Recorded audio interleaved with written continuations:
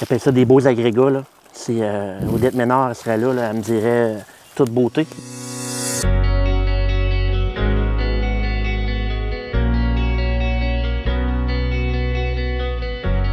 Yannick Beauchemin, producteur et agronome, Femmes-Roches et Beauchemin, la 7e génération à Sainte-Monique-de-Nicolet.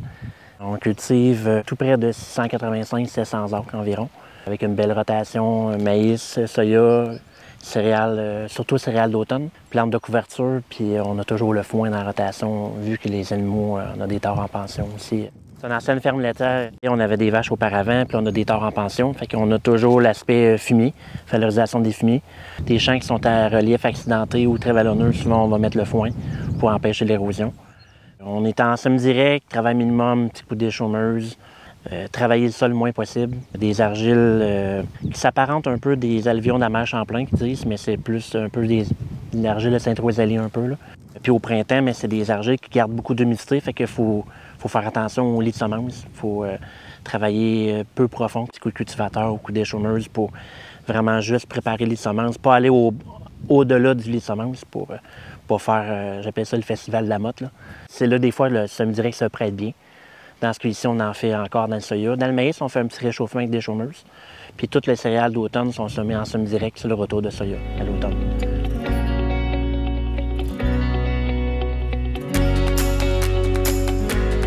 C'était vraiment impressionnant de voir la hauteur du cycle qu'il y avait. On perdait le saumon. Puis honnêtement, avec l'autotrack, le GPS, c'était le fun parce qu'on peut s'enligner. Parce que si on était comme auparavant, je pense que j'aurais pas pu voir mon marqueur. Là. Le semis s'est fait le 30 mai, je pense qu'il a mouillé le lendemain. Puis une journée ou deux après, j'ai arrosé le glyphosate. Le seigle est encore debout. J'ai laissé un 3-4 jours là, que je voyais que le seigle commençait à sécher un peu, puis là, j'ai passé le rouleau brillant. On appelle ça le soya sur du seigle roulé. On voit la levée du soya qui est super belle aussi. Là. Fait que le soya, à travers son système racinaire, emprunte les chemins que le seigle a fait comme racine. La population est là, la couleur du soya est belle.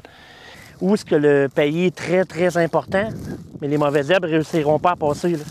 Ce champ-là, ça va prendre 2 petits roundup finalement. On va avoir diminué vraiment la pression au niveau herbicide, puis la santé des sols, on va leur donner un méchant bon coup de main au ver de terre.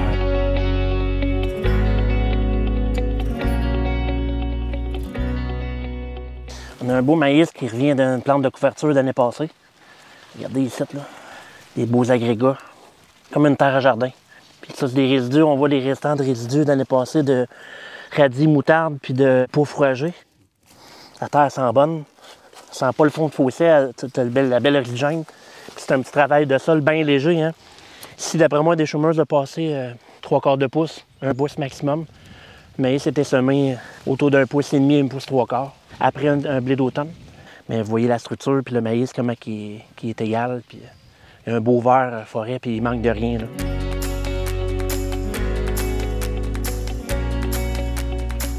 Fait que là, on a l'avoine pois qui est là, puis le foin qui est super beau, qui se développe dedans. Ça fait comme ça goûte le pois. On a encore tout le temps une centaine, 100, 120 acres, un 40 à 50 hectares de foin dans la rotation, selon un petit peu de foin de commerce puis le besoin des tares.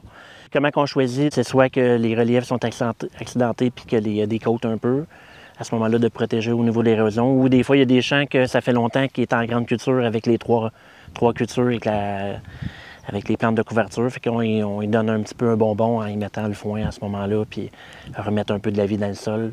Quand on met le foin à travers ça, puis qu'on a, exemple, 4 ans de foin, on repart après ça avec cette grande culture-là. Mais c'est soya, c'est incroyable. C'est structuré, les vers de terre, les chemins d'eau sont déjà faits. C'est comme tu avais drainé au 5 pieds, là, carrément. Là. Fait que c'est une belle prémisse au semi-direct, puis avoir des bons rendements par après. Là.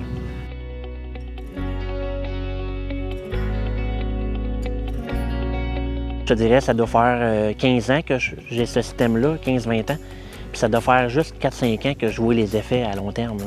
C'est long bâtir une structure de sol. Fait que des fois, les producteurs vont le faire pendant 2-3 ans, puis ils se découragent, puis là, ils reviennent à un système de 2 cultures parce qu'on trouve que c'est la plus payante, mais c'est de longue haleine.